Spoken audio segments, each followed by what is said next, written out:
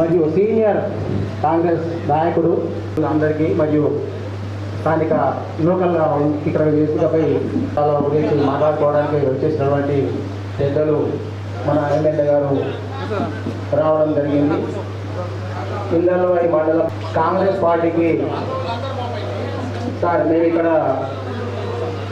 ఈ మండలంలోని మీకు అధిక మెజారిటీ ఇవ్వడం జరిగింది. ఇందల్వాయి మండలంలో మీకు ఎలాంటి లోటు పాటు లేకుండా మేము మీకు అధిక మెజారిటీ ఇస్తామని ఈ సభాముఖంగా మీకు తెలియజేస్తున్నాం సార్. ఇప్పుడు కార్యకర్తలకు నేను ఒకటే విషయం, ఈ పార్లమెంట్ ఎలక్షన్లో అత్యధిక మెజారిటీ మన ఇందల్వాయి మండలంకి ఇస్తేనే మనకు గౌరవ ప్రతిష్ఠ ఉండాలి అనుకుంటే ఈ పార్లమెంట్లో 7 మండలాల కంటే ఎక్కువ మనం అధిక మెజారిటీ. దయచేసి కొందరు కార్యకర్తలు సార్ దీంతోనే ఎందుకు ఈ విషయం మాట్లాడుతున్నానంటే మనకు 4 నెలలైంది, కొందరు కార్యకర్తలు నర్వస్ ఉన్నారు సార్. మనం కంటిన్యూ వీళ్ళందరినీ కొద్దిగా ఆర్గనైజేషన్ చేసి మనం ప్రతి ఒక్క కార్యకర్తని కష్టపడే కార్యకర్తను గుర్తించి మీరు ఈ నెల రోజులు వీళ్ళందరినీ అలర్ట్ చేస్తే తప్పకుండా మీకు అధిక మెజారిటీని, అంటే ఇప్పుడు మనం శాసనసభ ఎన్నికలలో మీకు ఇచ్చిన అధికారికి మీకు సార్ ఎల్లవేళలా మా కార్యకర్తలు ఎలా ఉన్నారంటే ఇప్పుడు నాకు తెలిసి తెలంగాణ ఎప్పుడో వచ్చింది సార్, కానీ నాకు మాత్రము డిసెంబర్ 3 నాడే వచ్చింది సార్. ఎందుకంటే మీకు మీరు ఎమ్మెల్యే గెలవడము చాలా ఆరోగ్యంగా సార్. ఎందుకంటే ఎంతో ఉద్యమంలో ఎంతో అంటే మీ కష్టం అంతా ఇంత కాదు సార్. సర్వం అంటే ఏదైతే ఉన్నదో అన్ని కోల్పోయి ఉద్యమం గురించి మీరు పాటుపడ్డారు సార్. మీరు పాటుపడ్డ ఈ ఉద్యమంలో ఈరోజు మీరు ఎమ్మెల్యే గెలవడము రూరల్ కాన్స్టిట్యున్సీ ప్రజల ఒక ఆనందం సార్. దయచేసి మీకు ఎప్పుడు రూరల్ కాన్స్టిట్యున్సీ ప్రజలు మీకు ఎల్లవేళలా మీకు అందుబాటులో ఉంటారు. దయచేసి మా ఇందల్వాయి మండలంలో ఉన్న కాంగ్రెస్ కార్యకర్తలు అందరూ సార్ ఒకటే, ఎలక్షన్ కంటే ముందు ఎలక్షన్ తర్వాత మీకు ఎల్లవేళలా కష్టపడడానికి అందరూ సిద్ధంగా ఉన్నారు సార్. దయచేసి మా పాత కొత్త అనేది కాకుండా అందరితో మళ్ళీ తిరిగి మీరు ఒకపారి మాటలని మమ్మల్ని ఎలా వర్క్ చేయమంటారు, మీకు ఎంత మెజారిటీ కావాలా, ఏ ఊర్లో ఎంత మెజారిటీ కావాలా, ఎక్కడ ఏ ఊర్లో మనకు మైనస్ అయిందో దాన్ని తిరిగి మనం దాన్ని ఎలాగైతే మైనస్ అయిందో. ఇందల్వాయి మండలంలో జరుగుతున్న సందర్భంగా ఎలక్షన్లో భాగంగా ఈరోజు మన గ్రామానికి రావడం జరిగింది, మండల కార్యవర్గ సమావేశానికి. ఈ సమావేశానికి ముఖ్య అతిథిగా మన రూరల్ ఎమ్మెల్యే గారు భూపతి రెడ్డి గారు రావడం జరిగింది, ధన్యవాదాలు. అలాగే శేఖర్ గౌడ్ గారికి, సాయిరెడ్డి గారికి, పుష్పాంకర్ రెడ్డి గారికి, తారాచంద్ గారికి, బాలనరసయ్య గారికి, సభా వేదిక మీద ఉన్న పెద్దలందరికీ, ముందున్న కార్యకర్తలకు, మిత్రులకు, సోదరీమణులకు, మీడియా మిత్రులకు అందరికీ నా యొక్క ధన్యవాదాలు. మనం ఎలక్షన్లో భాగంగా ఈ కార్యక్రమం ఏర్పాటు చేసుకున్నాము. ఈ పోయిన ఎలక్షన్లో ఊరికి 4 ఉన్నాము. ఆ నలుగురే ప్రతి ఊర్లో మెజార్టీ తెచ్చినాం. కానీ ఈరోజు ఈ ఊరికి 100 మంది ఉన్నారు. ఈరోజు ఒక్కొక్క బూత్కు 200 మెజార్టీ రావాలా. 200 మెజార్టీ వస్తే మనకు కాన్స్టిట్యున్సీలో 50,000 మెజార్టీ వస్తుంది. 250 బూతులు ఉన్నాయి మనకు. కాబట్టి మనం ప్రతి ఒక్కరము పనిచేయాలా. ఈ కొత్తగా వచ్చిర్రు పాతగా వచ్చిర్రు అని మనం చేయకపోతే మన బూతుల్లో ఏర్పడుతుంది. ప్రతి బూత్ నుండి మినిమం 250, 300 ఓట్లు రావాలని చెప్పేసి నా మనవి. అందరం కలిసికట్టుగా పనిచేద్దాం. జీవన్ రెడ్డి అన్నను గెలిపిద్దాం. మన భూపతి రెడ్డి గారి సార్ పేరు నిలబెడదామని నా యొక్క మనవి. జై కాంగ్రెస్, జై కాంగ్రెస్.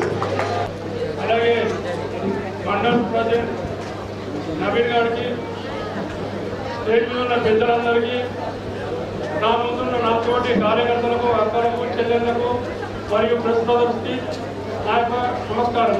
కార్యక్రమానికి ముఖ్య అతిథిగా విచ్చేసినటువంటి పెద్దలు, గౌరవనీయులు, పూజ్యులు మన శాసనసభ్యులు డాక్టర్ భూపతి రెడ్డి గారికి, అదేవిధంగా వెంకటరెడ్డి గారికి, మరి నర్సయ్య గారికి, మన సింగిల్ విండో అధ్యక్షులు గోపి గారికి, సంతోష్ రెడ్డి గారికి, శేఖరన్న గారికి, మిత్రుడు సాయిరెడ్డి గారికి, అదేవిధంగా గోపి గారికి, గంగారెడ్డి గారు, అదేవిధంగా మిత్రులు పెద్దలందరికీ పేరు పేరున, మరి ఇక్కడ కూర్చున్నటువంటి మిత్రులందరి పెద్దలందరికీ పేరు పేరున, మరి ఇక్కడ ఉన్నటువంటి కాంగ్రెస్ పార్టీ సైనికులకు మరి నమస్సుమంజలు తెలియజేస్తూ, మరి ఇవాళ పార్లమెంట్ ఎన్నికలు వచ్చినాయి.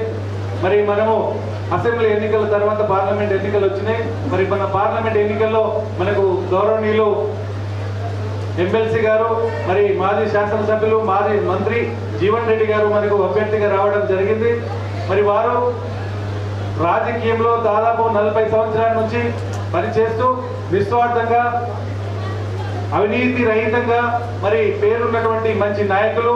మరి ఇవాళ మన పార్లమెంట్ పరిధిలో 7 నియోజకవర్గాలు ఉన్నాయి. దాంట్లో భాగంగానే వారు మరి గతంలో జగిత్యాల నుంచి శాసనసభ్యులుగా, మంత్రులుగా, మంత్రివారిలుగా మరి ప్రాతినిధ్యం వహించడం జరిగింది. మరి ఇవాళ ఒకటే, ఇలా బీజేపీ పార్టీ మతం పేరుతో ప్రతి ఒక్కరిని మోసం చేస్తూ, యువతను మోసం చేస్తూ ఇలా ఓట్లు అడగడానికి వస్తున్నారు. మరి గతంలో మనం ఇప్పుడు ఉన్నటువంటి ఎంపీ గారు అరవింద్ గారు మరి గత 5 సంవత్సరాల్లో ఒక్క రోజైనా మన ఇందలవై గ్రామాన్ని కానీ, మన గిరిజన తాండలో కానీ వచ్చి మీ సమస్యలు ఏమైనా ఉన్నాయా, మీ తాండలో ఏమైనా అభివృద్ధి జరిగిందా, మీకు ఎలాంటి అభివృద్ధి జరగాలి, మరి ఎలాంటి చూసినటువంటి దాఖలాలు ఈ 5 సంవత్సరాలు లేవు. మరి అలాంటి వారిని కోరుకుందామా? మరి పేదల కోసం మరి కాంగ్రెస్ పార్టీ మరి బలపరిచినటువంటి అభ్యర్థి జీవన్ రెడ్డి గారిని మరి గెలిపిద్దామని ఒక్కసారి మనం ఆలోచించుకోవాల్సిన అవసరం ఉంది. ఇలా బీఆర్ఎస్ పార్టీ గత 10 సంవత్సరాల నుంచి ప్రభుత్వంలో ఉండి మరి రైతులను, యువకులను, విద్యావంతులను, మహిళలను, గిరిజనులను అందరినీ మోసం చేయడం జరిగింది. ఇలా బీజేపీ పార్టీ మరి గత 10 సంవత్సరాల నుంచి ఇలాంటి అభివృద్ధి చేయకుండా మరి మోడీ గారి పేరు మీదనే ఇవాళ ఓట్లు దండుకోవడానికి, మతం పేరు మీదనే జై శ్రీరామ్ అనుకుంటా మరి ఓట్లు అడుగుతా ఉన్నారు. మరి ఒక్కసారి మనం ఆలోచించుకోవాల్సిన అవసరం ఉంది. ముఖ్యంగా యువకులు మరి ఆలోచించుకోవాల్సిన అవసరం ఉంది. మరి యువకులు మరి ప్రభావాలు పడకుండా, మరి వారి బీజేపీ వారి యొక్క మాటలు వినకుండా మరి మీ ఇంట్లో ఉన్నటువంటి ఓట్లన్నీ మరి కాంగ్రెస్ పార్టీకి మరి వేసి మన అభ్యర్థి అయినటువంటి జీవన్ రెడ్డి గారికి చేతు గుర్తుకు ఓటేయించి మరి ఇవాళ గెలిపిస్తే మరి వారు పార్లమెంట్కి వెళ్ళి మరి గౌరవనీయులు భూపతి రెడ్డి గారు, మరి జీవన్ రెడ్డి గారు మరి పార్లమెంట్ లో ఉన్నటువంటి సమస్యలను, మన సమస్యలను పార్లమెంట్ లో తీసుకెళ్లి మరి వాళ్ళు పరిష్కరించే విధంగా మరి కృషి చేసే అవకాశాలు ఉన్నాయి. ఎందుకంటే మన గిరిజన ప్రాంతాల్లో కేంద్ర ప్రభుత్వం నుంచి నిధులు వచ్చే అవకాశాలు ఉన్నాయి. గిరిజన తాండలను ప్రత్యేక నిధులు తీసుకొచ్చే అవకాశాలు ఉన్నాయి. కాబట్టి దయచేసి నేను గిరిజనులకు, మరి దళితులకు, బహుజనులకు కోరుకునేది ఒకటే, మరి ఇవాళ ఎస్సీ, ఎస్టీ, బీసీ, మైనారిటీలకు మోసం చేస్తున్నటువంటి పార్టీలు బీజేపీ, బీఆర్ఎస్ పార్టీలు.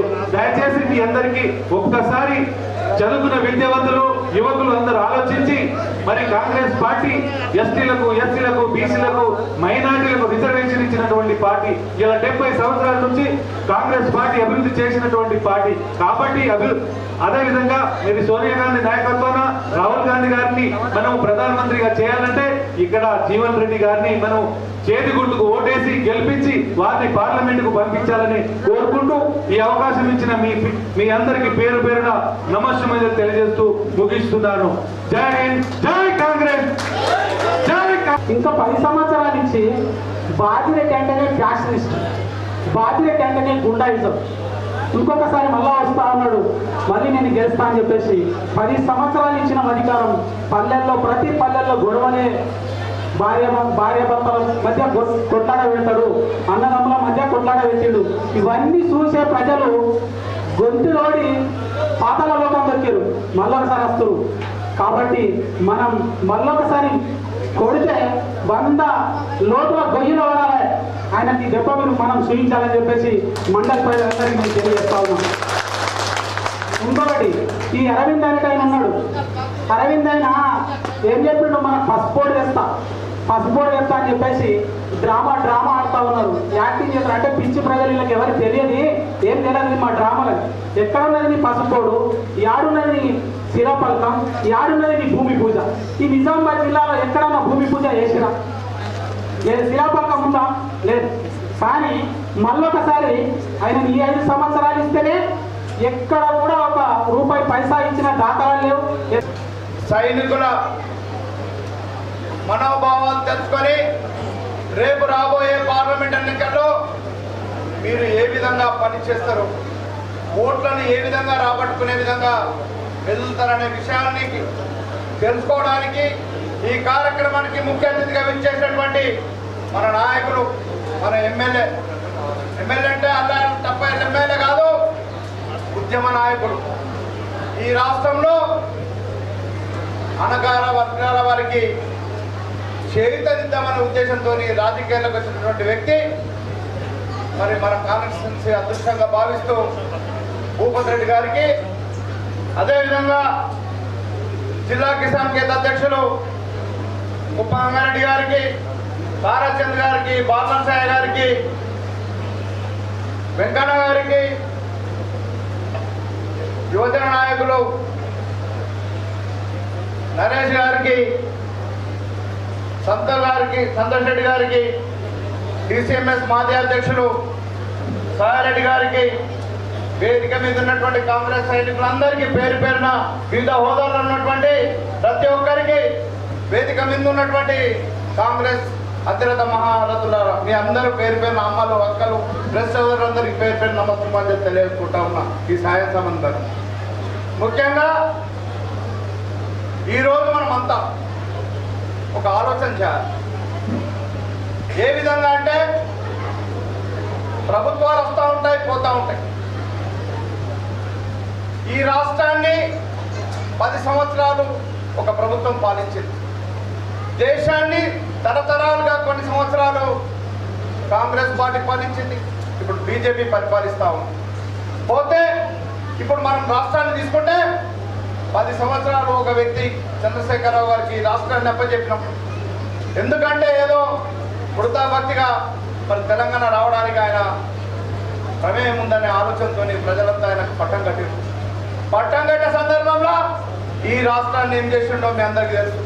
ప్రజలకు ఇచ్చిన వాగ్దానాలు ఒక్కటైనా నెరవేర్చిండా? ఒకసారి ఆలోచించుకోండి. డబల్ బెడ్రూమ్లు కానీ, పేదలకు ఇళ్ళు కానీ, ఎటువంటి అయినా కానీ, ఇంకా ఎస్సీలకు భూములు కానీ, నిరుద్యోగులకు ఉద్యోగాలు కానీ, రుణమాఫీ కానీ, చాలా చెప్పుకుంటూ పోతే ఎన్నో కార్యక్రమాలు చేస్తానని వాగ్దానం చేసి ఈ రాష్ట్రాన్ని గుప్పిలోకి తెచ్చుకొని రాష్ట్రాన్ని నట్టేయడం వచ్చినాడు. అది కాకుండా ఈ రాష్ట్రాన్ని 7 లక్షల కోట్ల అప్పుల పాలు చేసింది. అందరికీ నీళ్ళు ఇస్తా అన్నాడు, నియామకాలు చేస్తున్నాడు. ఏదైనా జరిగినాయా ఒకసారి ఆలోచించుకోవాలి. దానికంటే ముందు మరి 2004 సంవత్సరంలో కాంగ్రెస్ పార్టీ అధికారంలోకి వచ్చినప్పుడు రాజశేఖర రెడ్డి గారు ఏ విధంగా అయితే చెప్పిన మాటలన్నీ, ఉచిత కరెంటు కానీ, పేదలకు ఇల్లు కానీ, ఇందిరమ్మ ఇల్లు కానీ, ఆరోగ్యశ్రీ కానీ, 108 కానీ, ఇటువంటి కార్యక్రమాలు ఇచ్చిన మాట తప్పకుండా కాంగ్రెస్ పార్టీ ఆ రోజు నెరవేర్చిందనే మాట మీ అందరికీ తెలుసు. పోతే ఇప్పుడు మరి ఆ ప్రభుత్వానికి, పోయిన ప్రభుత్వానికి, రాజశేఖర రెడ్డి గారి ప్రభుత్వానికి ఏ విధమైనటువంటి తేడా ఉందో మరి ఉన్నటువంటి చంద్రశేఖరరావు గారి ప్రభుత్వానికి మరి ఇప్పుడు అధికారం ఉన్న కాంగ్రెస్ పార్టీ మరి మనం ఎలక్షన్ల ముందు ఏ మాటలు అయితే చెప్పినామో వాటన్నిటిని అమలు చేసే విధంగా మన నాయకులందరూ వేదిక మీద ఉన్నటువంటి మన ఎమ్మెల్యే గారి ప్రోత్సాహంతో మరి ఈరోజు ఈ రాష్ట్రంలో మరి మనం 6 గ్యారెంటీల పథకాలను ప్రజలకు ఇచ్చిన వాగ్దానంలో మొట్టమొదటి సంతకం అమ్మలకి, అవ్వలకి బస్ ఫ్రీ అని చెప్పినాం. ఆ కార్యక్రమం మొట్టమొదటి రోజే తీసుకోవడం జరిగింది. అదేవిధంగా ఆరోగ్యశ్రీ 10 లక్షల వరకు పెంచడం జరిగింది. మళ్ళా తర్వాత రాను 200 యూనిట్ల విద్యుత్, మరి 0 విద్యుత్ వస్తుందా లేదో ఒకసారి మీరు అంతా అమ్మను ఆలోచించుకోవాల్సిన అవసరం ఉంది. 500 రూపాయలకు సిలిండర్ వస్తుందా అవసరం ఉందా ఆలోచించుకోవాల్సింది. ఈ విధంగా ఈ రాష్ట్రాన్ని అట్టడుగు పేద బలహీన వర్గాల కోసం రేవంత్ రెడ్డి గారు మరి ఏ విధంగా అయితే ఆయన చెప్పిన మాటలు అన్నింటినీ అమలు చేస్తూ ఉన్నాడు. అది కాకుండా మరి ఇంకా రాబోయే రోజుల్లో ఎన్నో వాగ్దానాలు చేసి ఉన్నాయి. అవన్నింటినీ కూడా రుణమాఫీ కానివ్వండి, ఇంకా మహిళలకి లక్ష్మి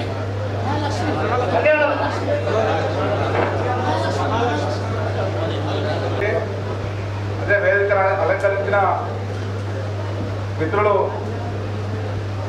గోపి గారికి, అలాగే బ్లాక్ కాంగ్రెస్ అధ్యక్షులు సంతోష్ రెడ్డి గారికి, జిల్లా రైతు విభాగ అధ్యక్షులు కృష్ణారెడ్డి గారికి, పిసిసి డెలిగేట్ శేఖర్ గౌడ్ గారికి, అలాగే సీనియర్ కాంగ్రెస్ నాయకులు వెంకరెడ్డి గారికి, యూత్ కాంగ్రెస్ నరేష్ గారికి, పిఎస్సిసి అధ్యక్షులు గోవర్ధన్ గారికి, అలాగే దర్పల్లి వాసవిలో సుధాకర్ రెడ్డి గారికి, మిత్రులు తారచంద్ర గారికి, బాలనాథయ్య గారికి, అలాగే పరశురామ్ గారికి, మరి ఇంకా పిసిసి డైరెక్టర్ ఆనంద్ గారికి, భాస్కర్ రెడ్డి గారికి, వేదిక అందించిన పెద్దలందరికీ పేరు పేరున ఇందల్వాయ్ నాయకులకు, మరి వేదిక ముందున్న కాంగ్రెస్ పార్టీ కార్యకర్తలకు, సైనికులకు, మహిళా సోదరిమణులకు, పత్రికా విలేకరులకు అందరికీ నా యొక్క నమస్కారం తెలియజేస్తూ, మరి గత అసెంబ్లీ ఎన్నికల్లో మన ఈ మండలం నుంచి సుమారు 1278 ఓట్లు లీడ్ ఇవ్వడం జరిగింది. అంటే నిజామాబాద్ నియోజకవర్గానికి, పార్లమెంట్ నియోజకవర్గానికి, మన రూరల్ నియోజకవర్గానికి ముఖద్వారము ఇందల్వాయ్. నిజామాబాద్కు మొదలు ఎవరు వచ్చినా మన ఇందల్వాయ్ వాళ్ళే స్వాగతం పలకాల. కాంగ్రెస్కి మనం మొదలు వచ్చినా మనం ఇందల్వాయ్ మండలే స్వాగతం పలకాల. మరి స్వాగతం పలికేటప్పుడు మనం ఇక్కడ పార్లమెంట్ ఎన్నికల్లో అత్యధిక మెజార్టీ తెచ్చుకోవాలా చెప్పడానికి ఎవరైతే ఇందల్వాయ్ మెజార్టీ వచ్చిందని. అలాగే ముఖ్యంగా ఇందల్వాయ్ కాంగ్రెస్ కార్యకర్తలు స్ట్రాంగ్గా ఉన్నారు. ప్రతి గ్రామంలో స్ట్రాంగ్ ఉన్నారు. 20 నుంచి 50 మంది 100 మంది కూడా ఉన్నారు. మరి ఓట్లు వచ్చేవరకు మనం కొద్దిగా వీక్గా అనిపిస్తున్నాం.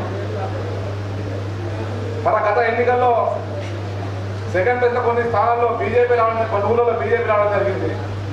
అప్పుడు మనం ఏమనుకున్నామంటే బీజేపీ వస్తే పర్వాలేదు, టీఆర్ఎస్ రావాలి సెకండ్ స్థానం అనే ఒక ఫీలింగ్లో ఉన్నాం.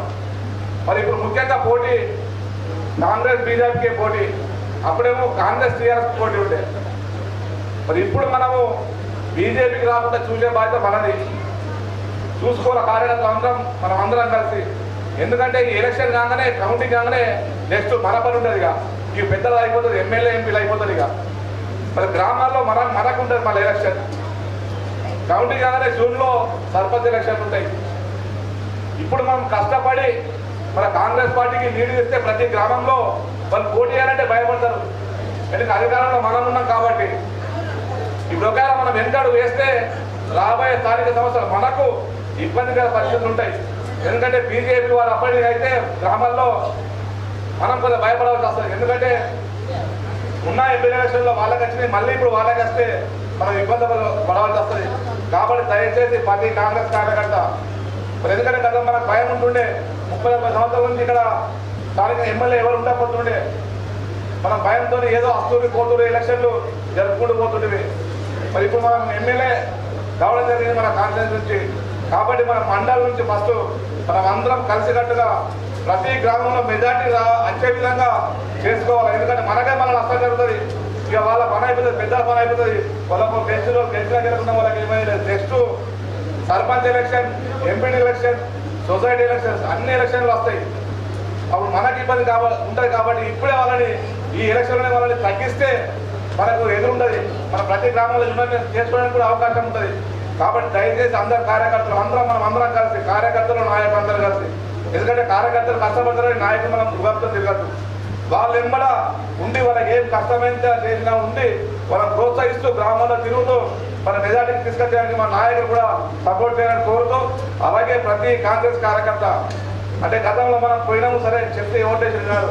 ఇప్పుడు కొద్దిగా క్లిష్ట పరిస్థితులు. ఎందుకంటే బీజేపీ కాంగ్రెస్ పోటీ ఉంటుంది. బీజేపీ కొద్దిగా మనకు ఒక దృష్టి ఏమిటంటే స్ట్రాంగ్ ఉన్నది. మోడీతోని ఓట్లు పడితే స్ట్రాంగ్ ఉంది. కాబట్టి అది ఆలోచించి మనము గ్రామాల్లో ఏం చేస్తాం, వాళ్ళకు ప్రతి గ్రామానికి ఏం డెవలప్మెంట్, వాళ్ళకి ఏం అవసరం ఉంది, మనం గ్యారంటీ ఇవ్వాలా. ఎందుకంటే అధికారంలో మనం ఇప్పుడు ఉన్నాం కాబట్టి గ్యారంటీ ఇస్తే వాళ్ళు కంపల్సరీ ఓట్లు వేస్తారు. ప్రతి గ్రామంలో మనం దృష్టిలో పెట్టి వాళ్ళతో మాట్లాడి కన్విన్స్ చేస్తే ఏదో చెప్పి ఇంటికి పోయి ఓటేయరా మన కాంగ్రెస్ పార్టీ ఓటేయాలంటే ఎవరు వేయాలట్లా సముదాయానికి మంచి చేస్తేనే మనకి ఇప్పుడు ఓట్లు పడే అవకాశం ఉంది మళ్ళీ ఇప్పుడు ఎంపీ ఎలక్షన్లో.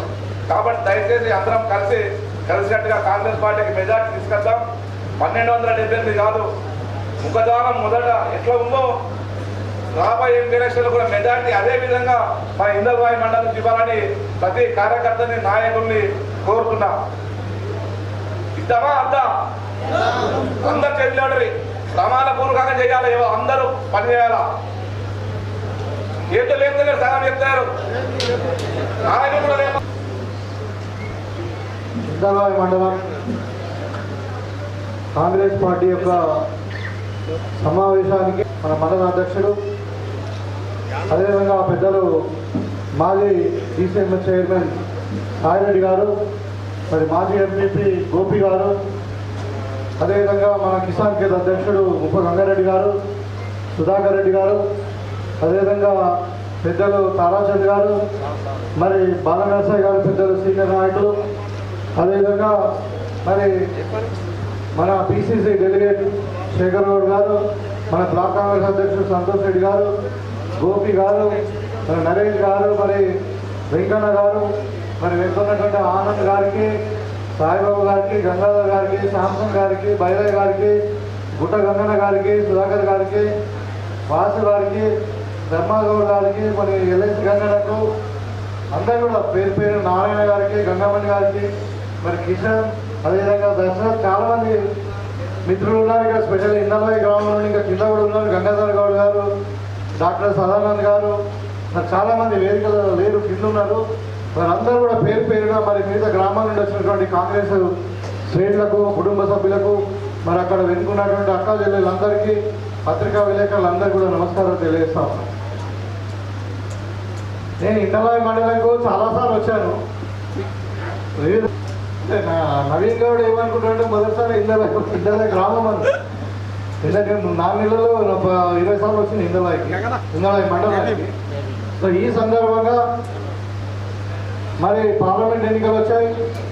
మన పెద్దలు జీవన్ రెడ్డి గారిని వాళ్ళ అనుభవంలో ఉంటే మరి వాళ్ళ క్యారెక్టర్ కానీ వాళ్ళ యొక్క చదువుది వాళ్ళ రాజకీయ నేపథ్యం దృష్ట్యా 45 సంవత్సరాల నుండి మరి ఆయన మచ్చలేని నాయకుడిగా ఒక 4-5 సార్లు ఎమ్మెల్యేగా పనిచేసి మంత్రిగా పనిచేసినటువంటి వ్యక్తి.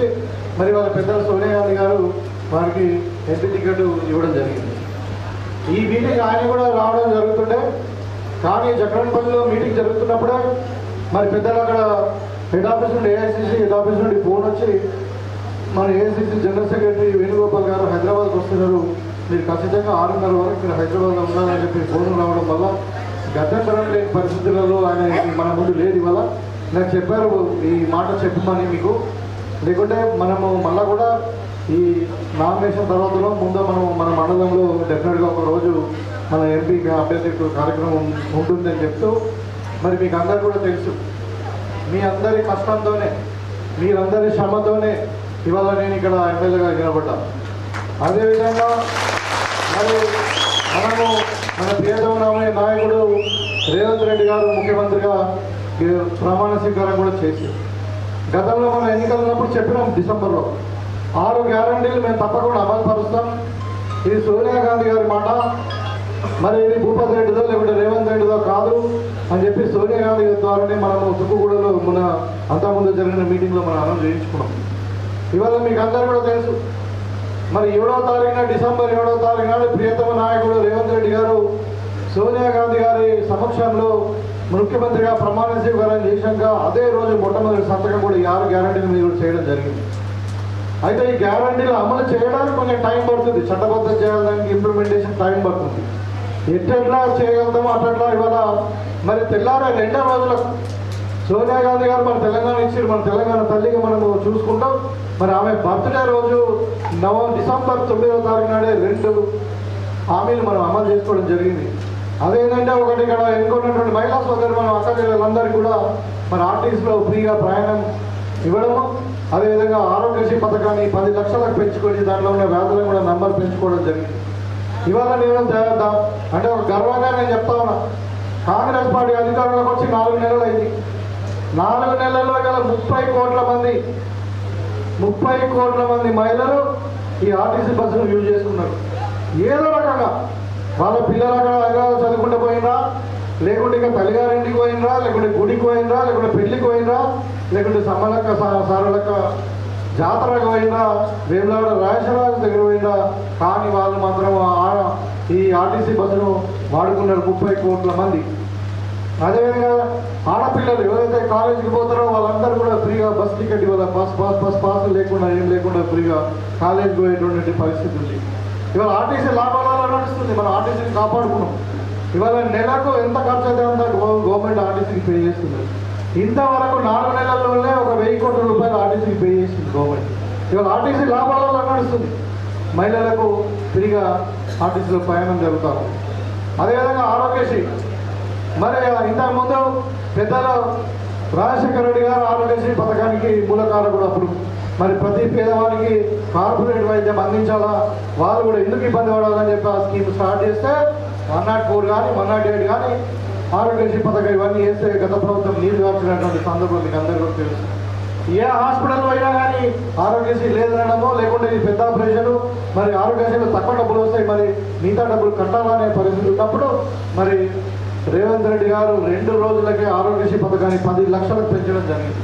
ఇవాళ మీరు ఏ గుండె ఆపరేషన్ అయినా కానీ, ఏ మెదడు ఆపరేషన్ అయినా కానీ, మరి ఇంకా కడుపులో కంటి అయినా కానీ, నడుము ఆపరేషన్ అయినా కానీ వాళ్ళ ఫ్రీ జరుగుతూ ఉంది. మీకు అందరికీ కూడా తెలుసు.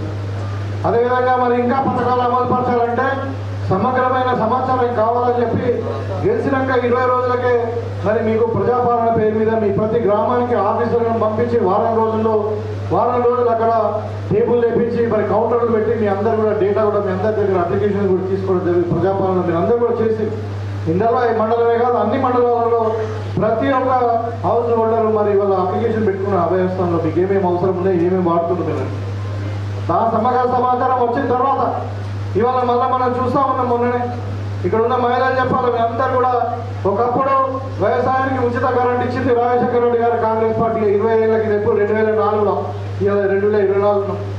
ఇవాళ ఇంట్లో కూడా కరెంటు ఫ్రీ చేస్తున్నాం. ఇంటికి కూడా వ్యవసాయానికే కాదు మీ ఇంటి వ్యవసాయాలు కూడా కరెంటు ఫ్రీ చేస్తున్నది కాంగ్రెస్ పార్టీ. నాకు చెప్పాలి, మీ అందరూ 200 రూపాయల యూనిట్లకు మనం కరెంటు ఫ్రీ ఇచ్చి 0 బిల్లు వస్తుందా లేదా? వస్తుంది. మరి సిలిండర్ ఇవాళ ఇంటర్నేషనల్ ఎంత ధరలు పెరిగినా కానీ మరి మోడీ ఇక్కడ కేసీఆర్ కలిసి కాంగ్రెస్ పార్టీ ఉన్నప్పుడు 450 ఉన్న సిలిండర్ 1300 చేసి ఇవాళ మళ్ళీ పార్లమెంట్ ఎన్నికలు వస్తున్నాయని చెప్పి 200 రూపాయలు మనం తగ్గించారు. ఇవాళ 1100 ఉన్న సిలిండర్ మీకు 500 రూపాయలకే ఇస్తున్నాం. 500 రూపాయలకే సిలిండర్ ఇస్తున్నాం. కాబట్టి అదేవిధంగా గతంలో ప్రభుత్వం నేను తెలంగాణ ఉద్యమకారుడు అయితే ఇంతలో దగ్గర ఒక 15 మీటింగులు పెట్టి ఉంటాం, ధర్నాలు చేసి ఉంటాం. ఇది ఎందుకంటే నిజంగానే ఇది ఒక ఉద్యమాల గడ్డ, చాలా చైతన్యం ఉన్నటువంటి గ్రామం. మరి ఈ గ్రామం నుండి ఏదైనా మొదలు పెట్టాలని చెప్పి ఇక్కడనే మేము అక్కడ ధర్నా చేస్తున్నాం. అందరూ మీకు అందరూ తెలుసు. ఆ రోజు ఏమన్నాం, నిధులు నీళ్లు నియామకాలు మనకు రావాలంటే మన తెలంగాణ రావాలన్నాం. తెలంగాణ మీరు అందరు శ్రమతో మనందరం కష్టపడడం వల్ల మరి పిల్లలు ఆత్మహత్య చేసుకుంటున్నారు, ఆత్మబంధాలు చేసుకుంటారు అని చెప్పి సోనియా గాంధీ గారు తెలంగాణ ఇస్తే ఏమైంది, కేసీఆర్ చేతిలో పెడితే ఏమైంది, ఇవాళ ఇందులో నీళ్లు రాలే, ఒక గుంట కొత్తగా నీళ్లు అన్నారు. ఎక్కడ నీళ్లు? రాజశేఖర రెడ్డి గారు స్టార్ట్ చేసిన ప్రాణహిత చేయాల ప్రాజెక్టు 800 కోట్లతో 90% కంప్లీట్ అయింది. ఒక 200 కోట్లు పెడితే ఇవాళ మనకు శ్రీకొండ దాకా నీళ్ళు వచ్చేది. ఈ దరిద్రులు మరి పైపుల పేరు మీద, రీడిజైనింగ్ పేరు మీద దాన్ని 3000 కోట్లకు చేసి కమిషన్లు తప్పి మరి ఇవాళ ఒక గుంట కూడా నీళ్ళు ఇవ్వలే 10 సంవత్సరాల నుండి. ఇవాళ అంటే గుత్ప ఎక్స్టెన్షన్ మునిపల్లి జక్కరపల్లి మండలంలో కూడా అదే జరిగింది. అట్లా నీళ్లు రాలే. ఇక నియామకాలంటే మన ఒక్క పిల్లగాని కూడా ఉద్యోగం రాలే. ఇవాళ కాంగ్రెస్ పార్టీ 2 లక్షల ఉద్యోగాలు భర్తీ చేస్తామని చెప్పిన 3 నెలలకే 30,000 మంది నర్సులను కానీ కాన్సర్లను కానీ వివిధ రంగాల్లో భర్తీ చేస్తూ ఉన్నాం. అది కూడా ఒక మెగా డిఎస్సీ కూడా రాబోతుంది. ఎన్నికల గొడవలు ఆగింది. 13,000 మంది టీచర్లను మనం రిక్రూట్ చేసుకోబోతున్నాం. ఈ విధంగా చెప్పింది చేస్తాం కాంగ్రెస్ పార్టీ. ఎందుకంటే ఇదొక కాంగ్రెస్ పార్టీకి ఒక చరిత్ర ఉంది. కాంగ్రెస్ పార్టీ తెలంగాణ ఇవ్వడమే కాకుండా స్వాతంత్రం తెచ్చినటువంటి పార్టీ. ఇందిరాగాంధీ లాంటి వాళ్ళు, రాహుల్ గాంధీ లాంటి వాళ్ళు దేశం కొరకు ప్రాణాలించినటువంటి పార్టీ. అదేవిధంగా జవహర్లాల్ నెహ్రూ లాంటి వాళ్ళు, మహాత్మా గాంధీ లాంటి వాళ్ళు జైల్లో పోయినటువంటి పార్టీ కాంగ్రెస్ పార్టీ. అజమాయిషీ పార్టీ కాదు. ఇవాళ ఒక మాట అంటే మాట ఉంటాం. ఎన్ని కష్టాలైనా కానీ మాట ఇచ్చింది చేస్తాం. మరి మాట ఇచ్చిందే చెప్పిందే చేస్తాం, చేసిందే చెప్తామని కాంగ్రెస్ పార్టీ మీకు అందరూ కూడా తెలుసు. ఇవాళ చెప్తాను 3 నెలలు మనకెన్ని.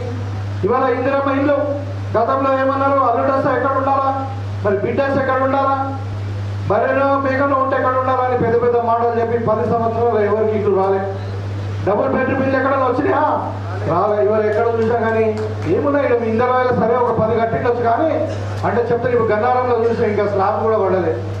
ఒక్కొక్క ఎమ్మెల్యేకి 10 ఇళ్ళు అయిపోయినాయి. కేసీఆర్ బిడ్డకు కొడుకు అల్లుడికి ఇట్లా వాళ్ళ కుటుంబం అంతా కూడా 10 ఇళ్ళు అయిపోయినాయి. పేదలకు ఇల్లు కట్టడానికి ధైర్యం కాలే, మరి చేతులు రాలే.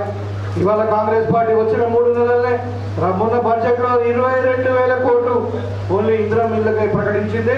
అది కూడా ప్రతి కాన్స్టిట్యున్సీకి 3,500 ఇల్లు మేము కట్టిస్తామని చెప్తా ఉన్నాం. బాధ్యత ఇప్పుడు ఎన్నికల కోడ్ కాగానే మేము ఆ పని కూడా చేయబోతా ఉన్నాం. ప్రతి పేదవాడికి ఇందిరమ్మ ఇల్లు ఇస్తాం. ఇంతకుముందు మన గ్రామంలో ఎన్నికల ప్రచారాలప్పుడు కూడా తిరిగినప్పుడు కూడా ఏ గ్రామంలో అయినా మేము అడిగితే ఓన్లీ ఇందిరమ్మ ఇల్లే కనబడ్డాయి, ఇందిరమ్మ ఇచ్చిన భూములే కనబడ్డాయి. కానీ ఈ దరిద్రుడు పరిపాలన చేసి మరి ఇందిరమ్మ ఇల్లు కూలిపోతున్నాయి కానీ వీళ్ళు కొత్త ఇల్లు ఇవ్వలే. ఇంకా పేదల భూములు గుంజుకున్నారు. మీకు అందరూ కూడా తెలిసి ఇలా ఇద్దరు మండలంలో ఎక్కువ మంది తాండాల వాసులు ఉంటారు, మన గిరిజనులు ఉన్నారు. వాళ్ళందరూ కూడా కష్టాలలో మేము పోయిన పోడుగుల సమస్య మరి ఎవరు సృష్టించిన పోడుగుల సమస్య? అసలు కాంగ్రెస్ పార్టీ ఇచ్చింది మీకు పట్టాలు, కాంగ్రెస్ పార్టీ ఇల్లు ఇచ్చింది, ఉద్యోగాలు ఇచ్చింది, రిజర్వేషన్ ఇచ్చింది. ఇలా మీ పిల్లలు డాక్టర్లు, ఇంజనీర్లు, మరి బ్యాంక్ మేనేజర్లు, లెక్చరర్లు ఉన్నత స్థాయిలో ఉన్నారంటే కాంగ్రెస్ పార్టీ పుణ్యమే. అది మీరు గ్రహించండి. ఇవాళ కాంగ్రెస్ పార్టీ కట్టుబడి ఉంది. మీకు ఇచ్చినటువంటి వాగ్దానం ఏదో మీ పోడు భూములకు కూడా ప్రతి పోడు భూమిని మీకు పట్టాలు చేయించి మరి హక్కు పత్రాలు ఇచ్చే బాధ్యత మాది. ధరణిలో మార్పులు చేర్పులు జరుగుతూ ఉన్నాయి. ఇవాళ ధరణి మీద ఒక కమిటీ వేసినాం. ధరణిలో కూడా రియార్గనైజేషన్ జరుగుతూ ఉంది. అవసరం ఉంటే ధరణిలో మార్పులు చేసి లేకుండా కొత్త రెవెన్యూ చట్టం అన్న తెచ్చి మీ భూములు మీ పీఠ అప్పించే బాధ్యత కాంగ్రెస్ పార్టీది నాది అని చెప్పి సందర్భంగా తెలియజేస్తాం. ఈ విధంగా చెప్పుకుంటూ పోతే కాంగ్రెస్ పార్టీ చేసిన ఎన్నో ఉన్నాయి. ఇవాళ కేసీఆర్ చేసేది ఏంటయ్యా, మన ఇందర్రాయలు ఒక మేస్త్రి కడితే ఒక ఇల్లు 50 ఏళ్ళు ఉంటుంది, 50 ఏళ్ళు ఉంటుంది ఒక ఇల్లు కడితే. ఇవాళ కేసీఆర్ అంటున్నాడు 2 పిల్లలు పోయినాయి కదా ఏమైందా అంటే మన ఇల్లుకి 20 పిల్లలు ఉంటాయి కదా, 2 పిల్లలు కూలిపోతే ఇల్లు ఉంటుందా? ఇల్లు ఉంటుందా? మరి ఎవరు కట్టినా ఆ ప్రాజెక్టు? కేసీఆర్ నేనే మేధావిని, నేనే మునగాని, ప్రపంచంలో నాకంటే ఎక్కువ ఇంజనీర్ లేనే లేడు, తెలంగాణ పొద్దుదా కష్టపడని చెప్పి అప్పు తెచ్చి 1,00,000 కోట్లు ఖర్చు పెడితే ఇవాళ పాతకాలంలో ఒక సామెత ఉండే, రాజుల పైసా రాళ్లపాలు అయిందంట. ఇవాళ ఏమైంది? తెలంగాణ ప్రజల సొమ్ము గంగపాలు చేసావు కేసీఆర్. ఇవాళ ఉన్న 3 ప్రాజెక్టులు సుందిల్లా అన్నారం మొత్తం కుంగిపోయి మునిగిపోతున్నాయి. 3 సంవత్సరాలకి ఒక నీరు చుక్కలేదు. ఇవాళ కుంగిపోతున్నాయని ఎక్స్పర్ట్ ఇస్తే అది కొట్టకపోతే ప్రాజెక్ట్ అంటే ఇవాళ 30 టీఎంసీల నీళ్ళు సముద్రం పాలు చేసి 10 సంవత్సరాల నుండి ఒక గుంటకు నీళ్ళు ఇవ్వలే. కొత్తగా 1,00,000 కోట్లు ఖర్చు పెట్టి అందులో కమిషన్ దొబ్బిరు. ఇక్కడ మన దగ్గర కూడా కవితలు ఎవరు మరిది ఈ పైపులు వేసే వ్యక్తి ఎక్కడైనా ఒక గుంటకు నీళ్ళు వచ్చినా ఏం చెప్పినప్పుడు అప్పుడున్న వ్యక్తి సరే అది గత ఎన్నికలు మనం చెప్పినాం. కానీ ఇవాళ మాట్లాడుతున్నారు కాంగ్రెస్ పార్టీ వచ్చింది 3 నెలలు అయిపోయింది ఇంకా ఏం చేస్తలేదంటే కాంగ్రెస్ పార్టీ వస్తే కరెంట్ ఉండదన్నారు. ఇలా కరెంట్ ఉండలేదా? ఇలా పొలాలు ఎండిపోదని కారణం ఎవరు? మీరు ప్రాజెక్టు కంప్లీట్ అయ్యకపోవడం వల్ల కాంగ్రెస్ వస్తే కరువు వచ్చిందంట. అంటే మాట్లాడు అంటే అయ్యా కొడుకు మొత్తం నెత్తి ఖరాబ్ అయిపోయి భాగం అయిపోయారు, అసలు అధికారం పోయిందని చెప్పి కేసీఆర్ ఒకటి మాట్లాడతారు, కేటీఆర్ ఒకటి మాట్లాడతారు. అరే ఓపిక కదా, 3 నెలలు అయితే కొత్త ప్రభుత్వం వచ్చి 10 ఏళ్ళు మీరేం పీకిరు. ఇవాళ వీడియో మాట్లాడతారు మన గవర్నర్ వానికి కదా సిగ్గుశలం ఏం లేదు. 10 ఏళ్ళు ఏం పీకినావు నువ్వు? ఇవాళ కాంగ్రెస్ గురించి మాట్లాడుతున్నావు. ఇంకా మళ్ళా గెలుస్తాడంట. అడిగాల జగన్ వల్ల మీటింగ్ వెళ్తే 50 మంది లేరు, వీడు గెలుస్తాడంట. వంటలు దర్బార్ పట్టుకొని తిరుగుతుంటూ దవకాలం పడేటోడు వాడిని పట్టుకొచ్చి బజార్లో దింపియాలి ఓటాలని. ఎందుకేయాలి ఓటు అంటున్నా? 10 ఏళ్ళు ఇక్కడ ఏం చేసావు ఎందుకు అడుగుతావు ఓటు మళ్ళీ? సో నీకు ఒకవేళ టీఆర్ఎస్లో 2-3 వెళ్తారు, ఏం చేస్తారు మళ్ళీ బీజేపీతో కలుస్తారా?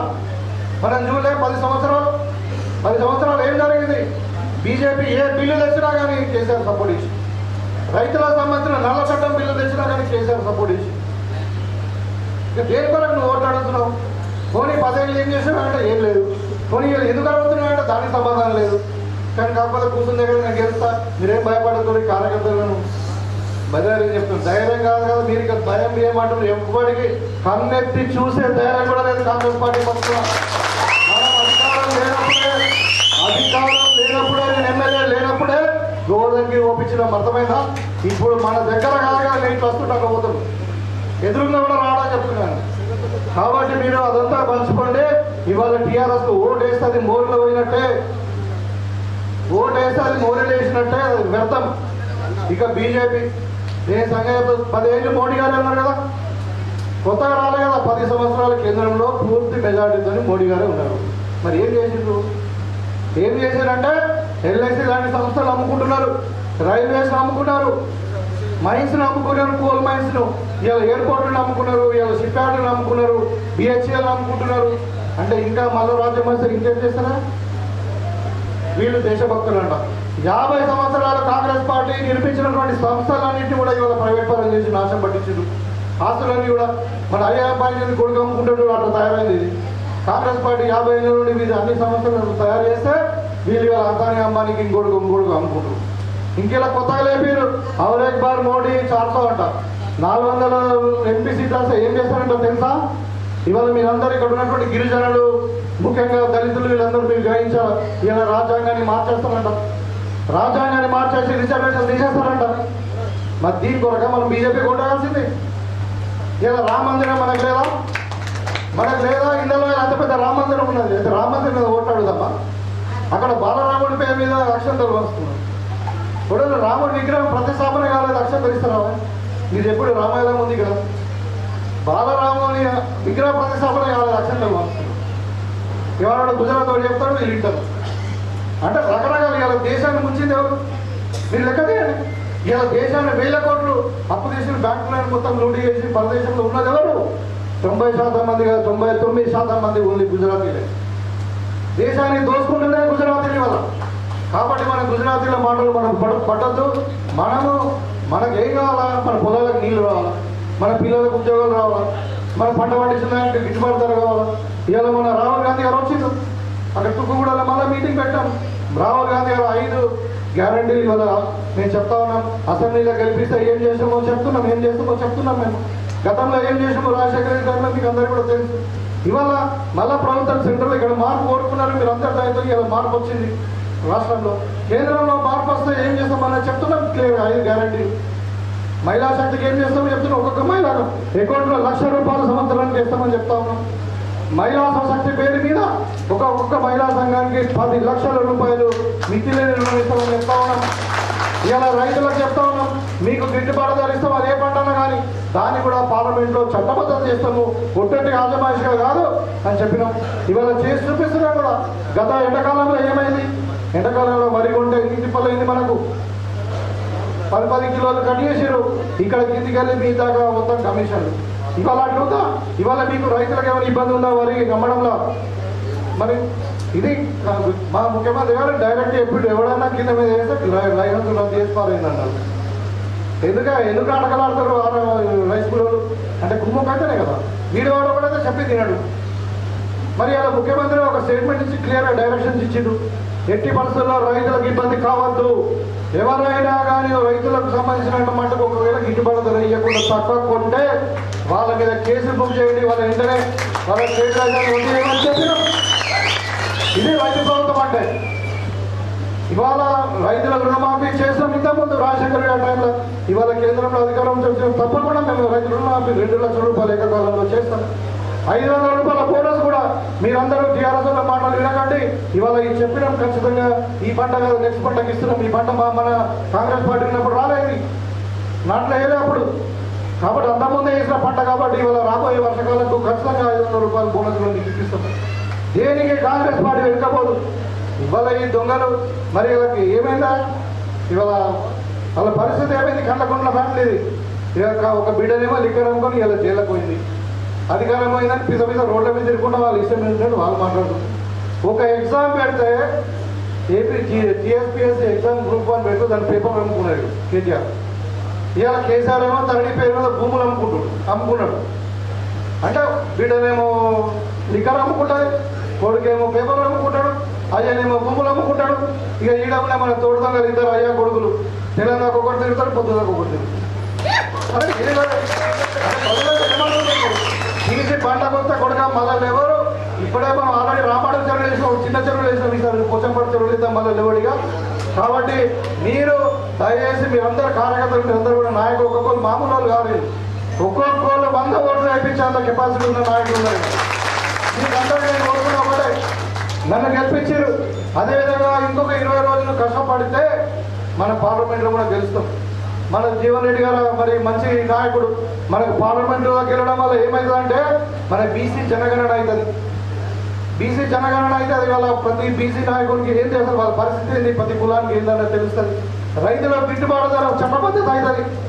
అదేవిధంగా మరి మనం చెప్పిన 5 గ్యారెంటీలు కూడా అమలైతే మన రాహుల్ గాంధీ గారు చెప్పినటువంటి అవి కావాలి. కానీ మనం రాముడి పేరు మీద అక్షంతల పేరు ఇప్పుడు అరవింద్ ఏమంటున్నాడు తెలుసా, నాకు ఎట్లా గుండు ఉంది, నన్ను చూసి ఓట్లు అయ్యారు, మరి మా మోడీని చూసి ఓట్లు అయ్యమని అడుగుతున్నారంట. అరే 5 ఏళ్ళు అయితే నువ్వు గెలిచి ఏం మాట్లాడినావు? ఇలా పసుపు కూడా తిరుగుదాం పోదన్నాడు. అందరం మనం ఇక్కడ ఉన్న అందరం పోదాం, మొత్తం నిజామాబాద్ జిల్లా ఏ గ్రామంగా నువ్వు ఏదైనా కనబడతావు చూడు. 5 ఏళ్ళ తర్వాత పసుపు కూడా పేపర్ మీద ఉన్నది, ఏడున్నది పేపర్ మీద ఉంది. అదే ఆయన 5 ఏళ్ళు చేసే పని.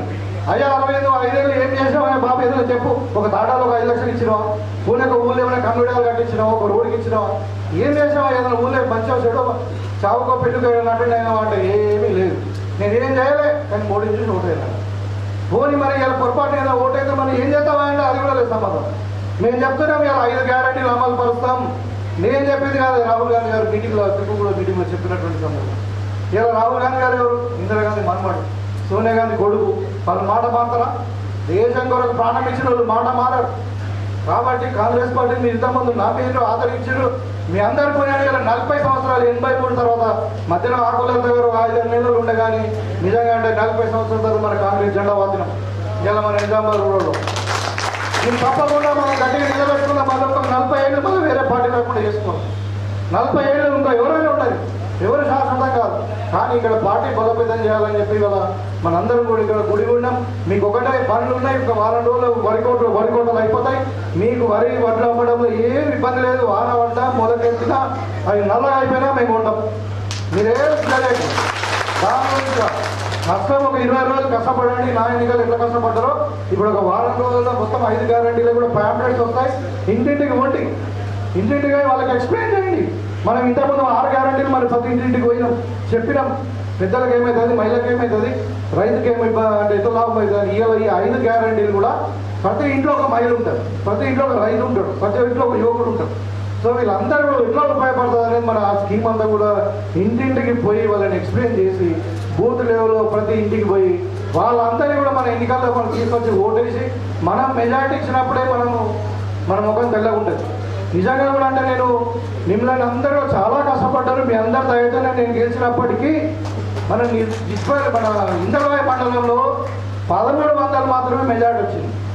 దాంట్లో 41 గ్రామంలోనే 650 వచ్చింది. మిగతా అన్ని గ్రామాలు తాండలలో అన్నిట్లో కలిసి 650 వచ్చింది. దయచేసి అంటే మేజర్ గ్రామాలు సరే అప్పుడున్న పరిస్థితులు వేరు.